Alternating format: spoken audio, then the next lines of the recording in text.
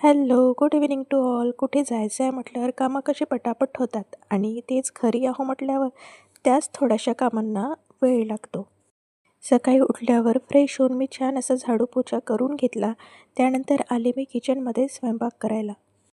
सकाळच्या स्वयंपाकाची तशी थोडीफार तयारी मी आदल्या रात्रीच करून ठेवते. जसं की भाजीचं काय करायचं आहे, भाजी तोडून किंवा चिरून ठेवायची असले ते करून ठेवते. म्हणजे सकाळची तेवढीच धावपळ कमी होते.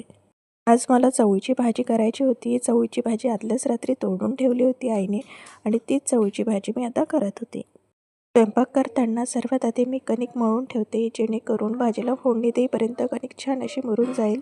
त्यानंतर भाजी करते आणि सर्वात शेवटी कुकर लावत असते. टंकीतलं पाणी संपलेलं होतं आणि त्याचसाठी मी मोटर चालू केली होती. तीच मोटर बंद करायची होती.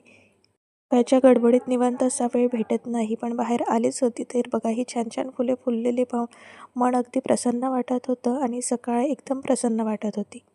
सकाळी उठल्यावर छान अशी हिरवीगार झाडी आणि त्या झाडांवर फुलं पाहून मन प्रसन्न होतं. तशी आमच्या घरच्या सर्व झाडांची देखरेख माझ्या सासूबाई करतात बरं का. त्यानंतर इथे मी बागेसाठी रात्रीच भिजत घातलेले बदाम सोलून ठेवत होते.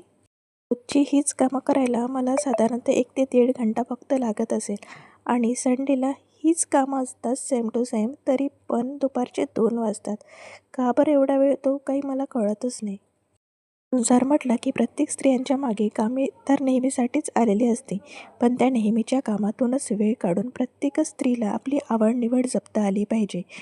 प्रत्येक स्त्रीच्या आवडी-निवडी काही वेगळ्या असतात. कोणाला काही शिकायला आवडतं, तर कोणाला काही शिकवायला आवडतं.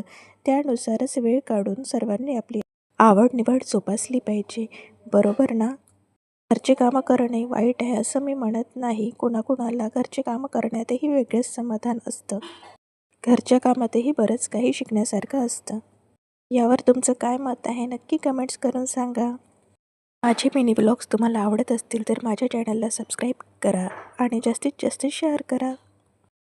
पाखी छोटी होती तोपर्यंत मी पण पूर्णपणे हाऊसवाईफच होती, पण पाखी मोठी झाल्यावर म्हणजेच यावर्षीपासूनच मी एका छोट्या स्कूलमध्ये टीचिंगशिप सुरू केलेली आहे. प्रत्येक स्त्री गरज म्हणून जॉब स्वीकारत नाही, तर काहींना हौस असते जॉब करायची. स्वयंपाकाच्या गडबडीत मी गरम पाणी प्यायचं विसरून गेली होती. तेच गरम पाणी करून मी पीत होते आणि नंतर झाली फ्रेश आणि शाळेसाठी रेडीसुद्धा झाली.